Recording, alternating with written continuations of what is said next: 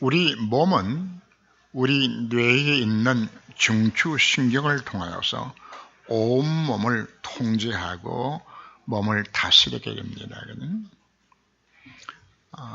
가장 말단 조직인 세포에 영양분이 부족하게 되어지면은 말초신경을 통해서 뇌에 전달이 되어집니다.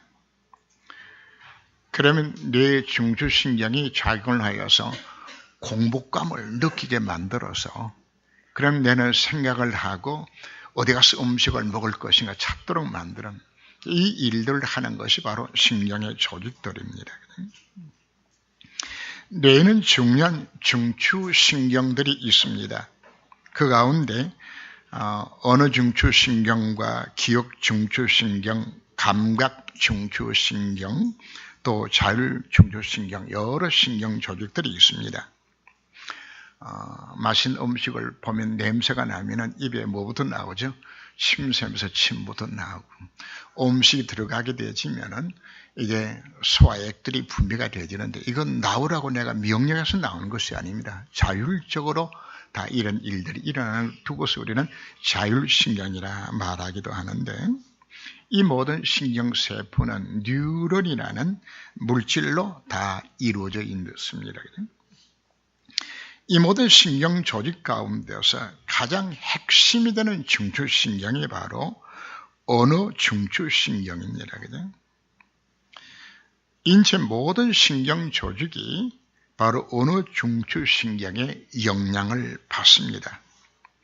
그래서 우리에게 중요한 것이 우리의 말과 언어가 중요한 것입니다. 그래서 잠언이 가장 많이 강조하는 것이 말입니다. 잠언 13장 2절 말씀 보면 사람은 입의 열매로 인하여 복록을 누린다고 말합니다. 13장 3절을 보면 입을 지키는 자는 자기의 생명을 보존하나 입술을 크게 벌린 자는 멸망이 온다고 말합니다. 잠언 18장 20절 말씀에서도 사람은 입에서 나오는 열매로 말미암아 배부르게 되나니 말 조심하라고 우리가 가르칩니다. 웃음 치료를 가르쳤던 노먼 컨저란 그 교수는 이 척추 이상이 생겨서 도저히 불치병으로 본인이 이제 고통을 당했을 때에 이분이 웃음으로 자기 병을 낫게 했어요. 그래서 나온 것이 웃음 치료가 나왔는데 처음에는 억지로 웃도록 만듭니다. 하하하하 웃도록 만들죠, 그죠?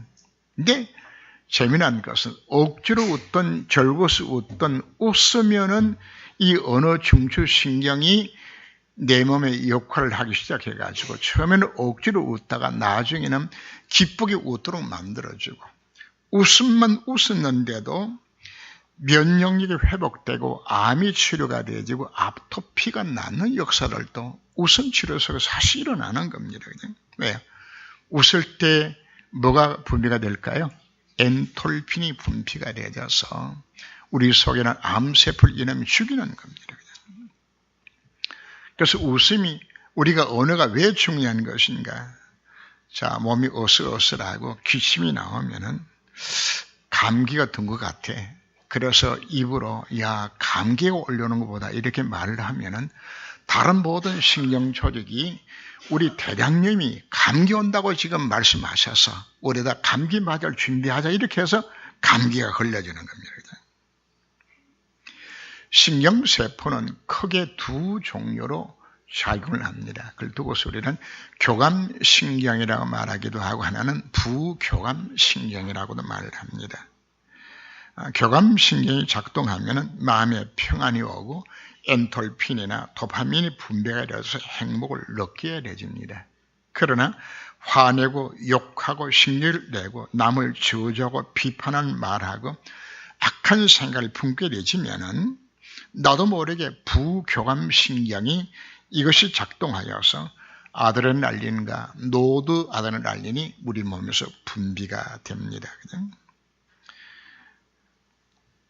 이것이 분비가 되면 우리 몸에 가장 노화를 일으키는 지방의 활성산소가 부교감신경이 발달했을 때에 이 활성산소가 분비가 되어지고 이로 인하여서 암세포가 증식되어지고 스트레스 인하여서 온몸의 신경성 질환들이 찾아오게 되는 겁니다. 더 무서운 것은 아군을 적군으로 오해 생겨나는 병들이 있죠. 면역 질환들인데 아토피나 천식이나 류마티스도 다 마찬가지 증상들입니다. 그죠? 이름도 없이 빛도 없이 자꾸만 아파요. 결국 이것이 암이나 불치병으로 다 발전을 하는데 여러분 한 5년 정도 여러분들이 속을 팍팍 썩히면은 암이 자라거든요. 이만큼 우리의 말이 사실 중요한 것입니다. 더 중요한 것은 우리 속담에도 낮의 말은 새가 듣고 밤의 말은 쥐가 듣는다고 말을 합니다. 우리의 말을 누가 들으실까요? 하나님이 듣고 계세요. 우리 입에서 나오는 말은 한 번 내뱉은 말은 주워 담을 수가 없어요. 그래서 야고보 사도는 말의 중요성을 강조하면서 오늘 본문에서도 말에 조심하라고 경고하고 있는 겁니다. 왜 그런가요? 입술의 열매로 복록을 누리기 때문입니다. 오늘 1절 말씀 보면은 선생된 우리가 더 큰 신발을 바를 줄 알고 선생이 많이 되지 말라고 우리에게 말씀을 합니다. 우리가 모르고 잘못을 범하는 것과 알고서 잘못을 범하는 것은 법의 심판도 사실 다릅니다. 만약 여러분들이 이사를 갔을 때 주문 등록을 옮기지 않게 되시면은 과태료가 나와요. 근데 벌금 내는 기준을 보면은 그 난에 동그라미 치도록 만들어 놨는데 당신이 초등학교 나왔냐, 중고등학교 나왔냐, 대학 나왔냐 동그라미 치게 만들어 놨어요. 근데 거기에 보면은 거기에 초등학교 나온 사람은 벌금이 훨씬 적고 대학 나온 사람은 벌금이 더 많아요. 왜 그럴까요? 알만한 사람이 잘못을 범했다고. 가끔 사건을 저질러 놓고서 그냥 술 취해서 그랬다고 이렇게 빠져나가기도 하죠. 왜? 시중이 자기 잘못을 범한 걸 술에다가 맡겨가지고 이렇게 해서 형을 적게 받는 그런 경우들도 사실이 있습니다. 그죠?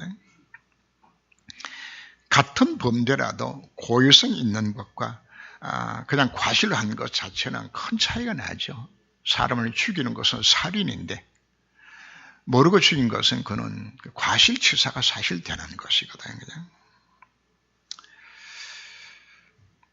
우리가 가르친 성생은 내용을 잘 알아야 우리가 성생 노릇할 수 있습니다.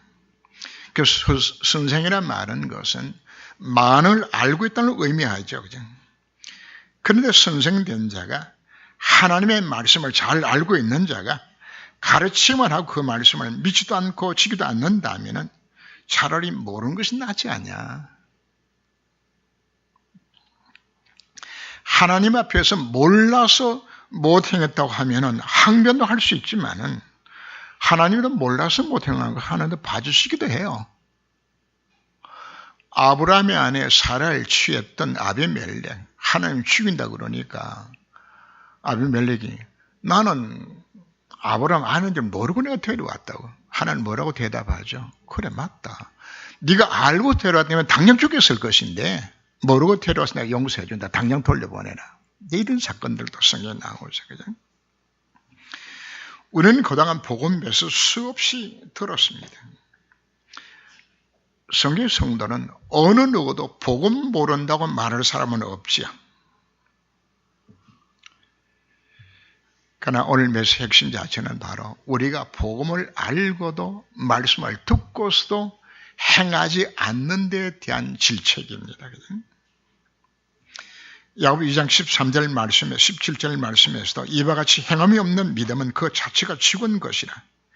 말의 연장성산 속에서 주신 메시지들입니다. 예수님 당시에 서기관과 바리새인들은 성경 박사였습니다. 성경을 아예 다 외웠어요. 그래서 동방 박사들이 아기 예수 찾으러 왔을 때에 이들이 성경 본문을 펴놓고 이야기합니다.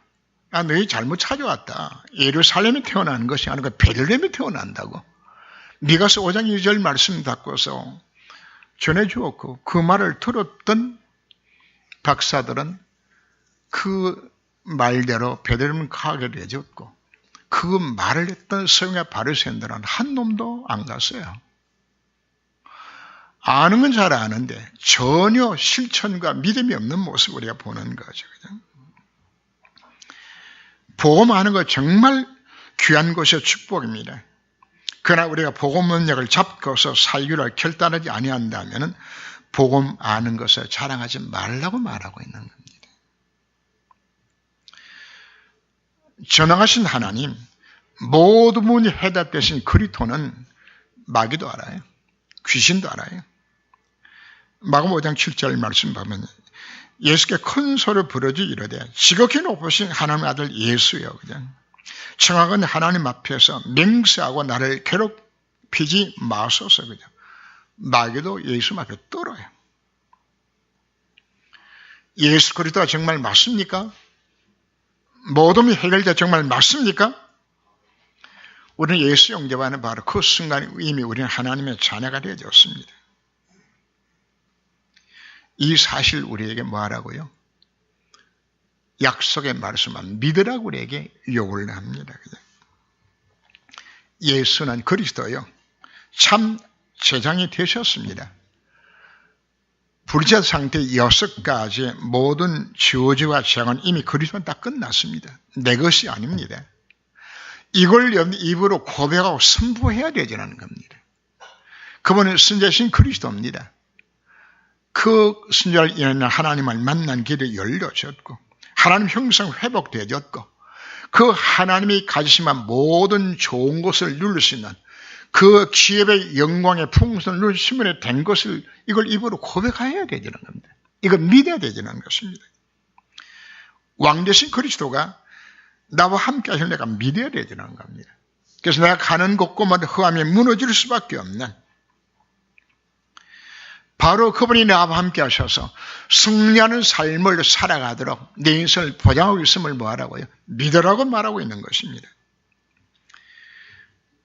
복음은 결코 지식이 아닙니다. 이 사실을 믿고 언약으로 잡고 이 말씀을 여러분들이 입으로 고백하고 선포하라고 우리에게 말씀하고 있는 겁니다. 이걸 우리가 기도로 사실 우리가 누려야 되는 겁니다. 우리가 만일 말에 실수가 없으면 곧 온전한 사람이라고 말씀을 합니다. 말에 실수가 없는 자는 사실은 없습니다. 수많은 정치인들이 말 한마디 잘못해서 정치 생명이 끊어지는 경우들 참 우리가 많이 봅니다. 그 정동영 씨가 노인 비하 발언을 했다가 그냥 한참 올라가다가 그 한마디 때문에 사실 대통령이 떨어진 거거든요. 소문의 아들 여로보암이 나이든 신하들의 간을 듣지 아니하고 어림없이 자라난 그런 민심 허를 모르는 자기 또래의 말을 듣고서 그 족장들의 질문에 그들이 합당한 대답을 못했죠. 그 말 한마디 때문에 결국은 이스라엘 나라가 두 토막으로 나눠지는 겁니다. 도저히 여로보암하고는 같이 못 가겠다고 10지파가 나눠져서 이스라엘을 다시 이루게 되는 것이거든요. 그래서 야고보 1장 19절 말씀 보면 듣기는 속히하고 말하기는 더디하라고 성내기도 더디하라고 우리가 말씀을 합니다. 야고보 사도는 성도들에게 말에 대해서 조심하라고 수없이 강조합니다. 나 한 사람의 말의 실수로 인하여서 복음이 막히지 않도록 하기 위하여입니다. 하나님의 의를 나타내기 위해서 우리는 말 조심하라고 우리에게 말을 합니다. 결국은 한 사람이 인생에 실패하고 성공하는 것도 사실 말 때문에 다 결과 다 나타납니다. 나 한 사람 때문에 복음이 가치 없게 여겨지지 않도록 우리는 해야 합니다. 자, 중앙일보를 보면 그 해민 스님이 쓴 칼럼들이 일주일에 한 번 정도씩 이렇게 올라와요. 그냥 제가 그걸 잠시 이렇게 보면서, 야, 이 해민 스님이 쓰는 글들을 읽고서 많은 사람들이 불교에 대해서 참 긍정적인 생각을 갖겠구나. 그 말과 글이거든요. 그죠? 제가 처음 개척하고 요 크게 하면 절반 정도 이렇게 교회를 시작하게 되었을 때 부흥회를 하려고 그러니까 장소도 비좁고 의자도 적어서, 그래서 제가 광고할 때 뭐라고 이야기한 것인가 하면은 의자가 없으면 지팡이 이불에 끄집어내 가지고 앉도록 할 테니까 많이 오시라고 했는데, 한 분이 이 광고를 듣고 교회를 등록을 했어요. 그냥 나중에 이분이 하는 고백이, 목사님이 이불까지 내서 깔아준다 그 말 듣고 내가 감동받아서 교회 등록했다고. 그래서 근데 그 이야기 들으면, 이 말이라는 것이 이렇게 상대방의 마음을 움직이는 것이로구나. 그래서 우리 속담에도 말 한마디로 천장비를 갚는다고 말을 하는 겁니다. 오늘 본문에서는 말의 능력을 말의 입에 매는 그 재갈과 비유했죠. 그 재갈로서 말을 달리게 만들고 멈추게 만드는 것이 그 재갈인 것처럼 말의 능력이 그렇다고 이야기합니다. 큰 배가 움직이는 것도 뭘 움직입니까? 작은 그 키로서 배를 움직이는 것처럼 바로 말이 그 사람 전체를 움직이게 된다고 말을 합니다. 우리 입에서 나오는 말이 작은 지체자면 그 영향이 지대하여서 작은 불에다가 비교하죠. 무심코 던진 담뱃불이 산불이 되어서 여의도 면적보다 몇 배나 넓은 면적들 다 태우는 이런 사건들을 사실 우리가 보는 거거든요. 이처럼 말 한마디로 엄청난 결과를 사실 빚게 되집니다. 그 이회창 씨가 한참 인기가 있어서 후보로 나와서 올라갔는데, 곧 떨어뜨린 사람이 누군가 하면은 그 사기 정과 팔범 김대업이가 돈 받아 먹고 저 이회창의 아들이 병력 기피했다고 자기가 안다고 말이거든. 이렇게 해가지고 결국은 떨어지고 이 거짓말을 하고 김대업은 10년 사실형을 살았어요. 그런데 그 말 한마디가 대통령이 되기도 만들고 떨어지기도 만들었단 말이거든. 2차 세계대전 때도 그 영국이 독일에 항복을 해야 되나 하는 이런 위치 속에 있을 때에 처치 일어나져서 백성들에게 외쳤던 그 한마디가 영으로 하여금 힘을 얻어서 2차 대전을 이끌도록 사실 만든 거거든요. 말이 사실 이렇게 능력이 있는 것입니다. 민수기 14장을 보게 되어지면은 10명의 정탐군이 가나안 땅 정복하고 돌아와서 갈 수 없는 땅에 악평을 했죠. 그 말 때문에 결국 이스라엘 백성들이 40년 동안 광야길에 다 죽어요. 그 말 한마디가 그렇게 영향을 사실 미치는 겁니다. 히틀러는 그 연설의 명수입니다. 1차 대전 이후에 그 연합군들에게 보상을 물면서 어려움을 당했던 독일 민족의 가슴에다가 이 히틀러가 그냥 연설을 통해서 그들에게 막 흥분하게 만들고 선동시키는 이 말들을 통하여서 결국은 세계 제2차 대전이 일어났고, 얼마나 이스라엘은 죽은 것인가 하면 3천만 명이 죽고 7천만 이상의 부상을 입습니다. 제가 러시아 모스크바에 있는 전형 기념관을 제가 가보니까 러시아 사람들이 당시에 1천만이 죽었더라고요. 끔찍한 전쟁이에요. 이게 뭐 때문에? 말 때문에 생겨난 걸 우리가 사실 보는 겁니다. 중직자들의 말 한마디가 교회를 무너뜨리기도 하고 교회를 살리기도 합니다. 새치도 안 되는 혀입니다. 성도들이 교회에 정착지 못하고 떠나는 이유들도 잘 생각해 보셔야 됩니다. 내가 생각 없이 내뱉은 내 말 한마디 때문에 상대가 상처되고 떠나는 경우들도 있어요. 우리가 늘 조심히 생각해야 되지는 겁니다. 그래서 중직자는 말을 할 때 한 번 더 생각을 하고 말해야 됩니다. 이것이 정말 복음이 유익한 것인가? 이것이 교회에 덕이 되는 것인가? 그 한마디가 한 영혼을 살기도 하고 죽이기도 만드는 겁니다. 그래서 잠언 25장 11절 말씀 보면 경우에 합당한 말은 아로새긴 언쟁반의 금사과와 같다고. 정말 믿음의 고백 한마디가 교회를 살리고 영혼을 살리는 힘들이 여기서 나오는 거거든요. 우리는 복음에 합당한 말을 하기 위하여서 복음 언약을 실제로 누리는 삶을 살아야 합니다. 복음을 누리면 세상 보는 눈이 열려져요. 그래서 합당한 말을 할 수 있는 자로 내 말이 정화가 되어지는 겁니다. 자, 그렇다면 우리가 어떻게 해야 말이 실수가 없는 온전한 사람이 될 수 있는 것인가? 속담에 치중진담이란 말이 있죠. 술 취하지 않았을 때는 자기 말을 조심하면서 다 말들 다 합니다. 그죠?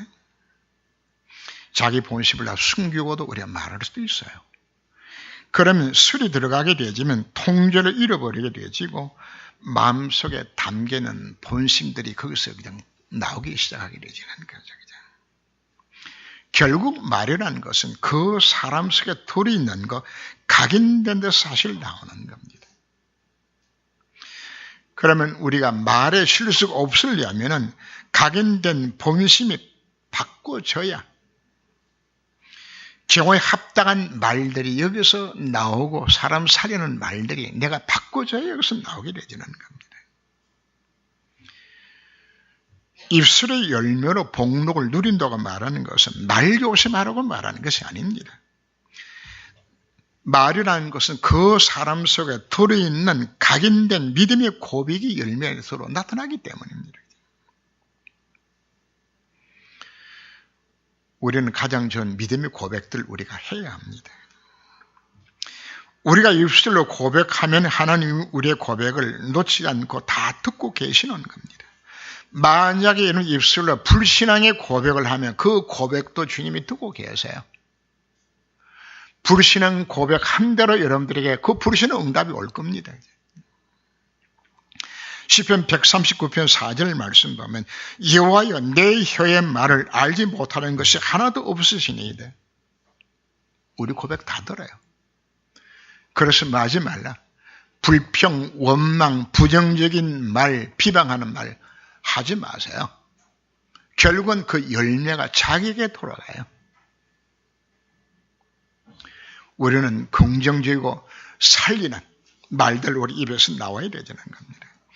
그래서 데살로니가전서 5장 16절 18절에서 말씀을 하죠. 항상 말하고 기뻐하라고 쉬지 말고 기도로 고백하라고 범사에 감사하는 말을 하라고 이것이 우리를 향하신 하나님의 뜻이라고 우리에게 말씀하고 있는 겁니다.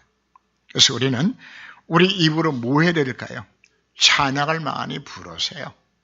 하나님의 찬양 드리세요. 나를 창조하신 바로 그분 앞에 합당한 영광과 찬양을 돌려드려야 되는 겁니다. 찬송 부를 때 보면 입 꾹 닫고 계신 분이 있는데 그 입 여세요. 더 크게 여세요. 혼자 있을 때도 계속 찬양을 부르세요. 다윗은 내 영혼의 여호와를 송축하라. 내 속에 있는 것들아 다 그의 거룩한 이름을 송축할지어다. 하나님 우리의 찬송을 기쁘게 연락을 하세요.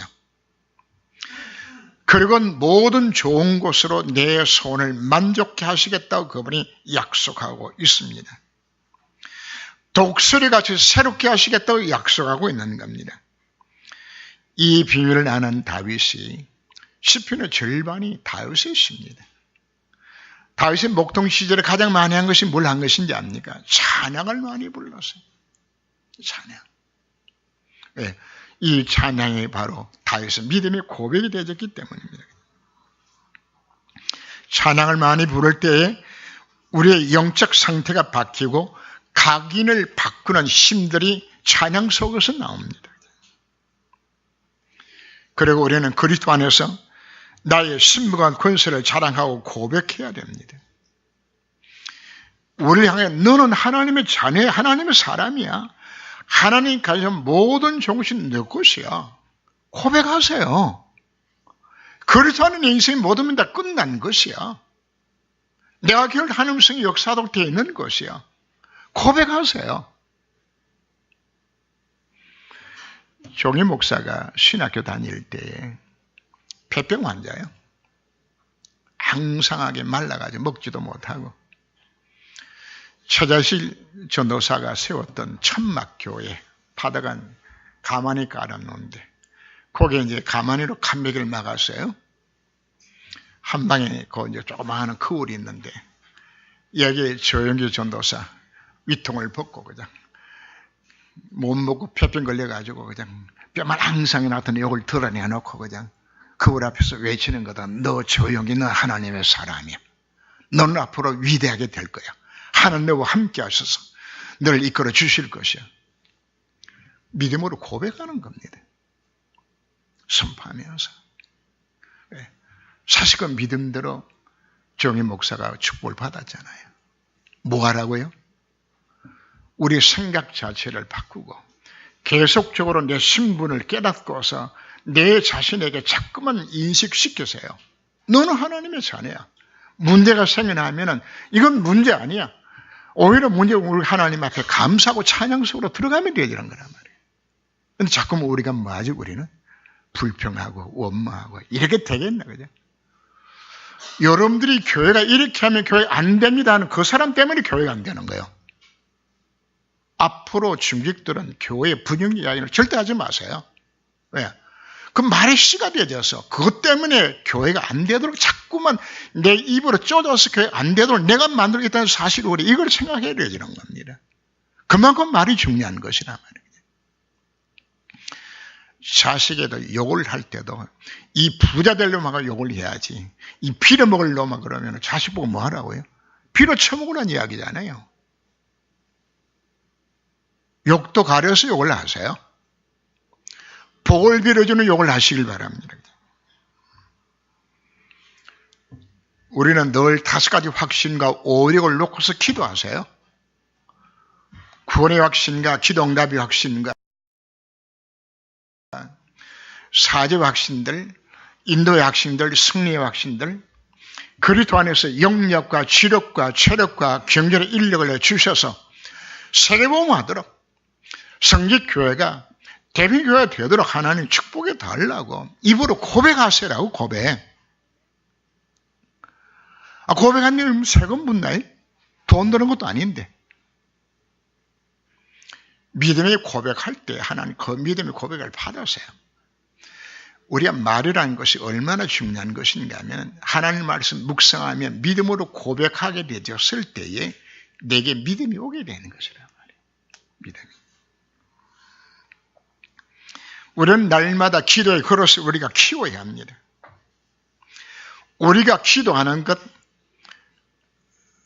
나를 지키는 천사가 금향로에 나의 기도를 받아서 하나님께 연락되도록 만들고 있어요. 계속적으로 말하는 이야기입니까? 내 기도 하나님과 연락되도록 올라가야 응답이 올 것 아닙니까? 계속 뭐 하라고요? 우리는 기도로 하나님 앞에 긍정적으로 고백하고 그리고 교회를 두고도 여러분 기도하세요. 삼천제자 운동이 일어나는 교회, 서나마 성교 후대를 살리는 교회 될 수 있게 만들어 달라고 207교회 세워지게 되어지고 성남 살린 2만 제자가 일어나고 서나마 살리는 300만 제자가 1천만 제자가 일어나는 것을 입술로 계속 고백하세요. 고백한 대로 하나님이 여러분들에게 응답이 시작되지라는 것이지 가만히 있는데 응답 오는 거 아닙니다. 그래서 예레미야에게 하나님 뭐라고 말씀합니까? 너는 내게 부르짖으라고 욕을 하는 겁니다. 일을 행하는 여호와, 그것을 지어 성취하는 여호와, 그 이름을 여호와는 자가 네게 일어나라. 뭐하라고요? 입을 넓게 열고 믿음의 고백을 하세요. 믿음의 기도를 우리가 시작해야 되는 겁니다. 왜? 우리는 하나님의 자녀 아닙니까? 다 가진 자 아닙니까? 이제 우리 입술 속에 부정적이고 안 된다는 비방하는 이런 말들 우리가 다 제거시켜야 합니다. 왜요? 우리 하나님 자녀 아닙니까? 이 놀라운 축복을 누리며 살던 날 불러주셨지 않습니까? 그래서 이제부터는 우리가 입술이 다 바꿔져야 되는 겁니다. 그래서 우리는 내 기준이 아닙니다. 하나님의 기준을 무엇인지를 찾아서 이 속으로 들어가야 되는 겁니다. 내 수준이 아닙니다. 하나님의 능력이 수준 되도록 우리가 믿음으로 고백하게 되었을 때에 하나님 당신이 이를 이루기 위하여서 하나님 목표를 이루도록 하나님이 내게 힘 주시고 모든 환경문을 여셔서 하나님 하시겠다고 나를 불러주신 것입니다. 하나님 자녀 맞습니까? 그럼 우리가 뭐 하자는 이야기입니까? 입술로 믿음의 고백하실 주름으로 축원합니다. 우리가 믿음의 고백을 계속할 때에 하는 우리에게 고백대로 응답하시고 내 속에 불신앙의 치유가 일어나게 되어지고 내게 잘못 각인 뿌리 체질들이 다 바꿔져서 말의 실수가 적은 온전한 사람으로 하나님 나를 다듬어 가시겠다고 약속하고 있습니다. 오늘 말씀 마음에 담으시고 믿음의 고백을 통하여서 승리하는 일을 되시기를 주름으로 축원합니다. 기도합니다. 누가 온전한 사람인가요? 말에 실수가 없는 자라고 우리에게 말씀하셨습니다. 말은 그 사람 속에 있는 것이 나오는 것이 말입니다. 우리 속에는 그 안에 잘못 각인 뿌리 체질된 것들이 나로 하여금 틀린 말들을, 잘못된 말들을, 부정적인 말들을 너무나 많이 하도록 나를 이끌어 왔습니다. 이제 우리는 하나님 앞에 기뻐하고 감사하고 찬양드리고 하나님 앞에 믿음의 고백을 들어줄 수 있는 무시로 승연해서 기도할 수 있는 입술이 열려져서 저희들이 고백한 그 고백도로 하늘 보호자의 문이 열려서 이 축복속에 들어가게 하여 주옵시고 저희들이 잘못 각인된 것이 바꿔져서 이제는 긍정적인 사람으로 온전한 사람으로 바꿔줄 수 있는 귀중한 시간으로 주님이 축복하여 주옵소서. 주 예수님으로 기도합니다. 아멘.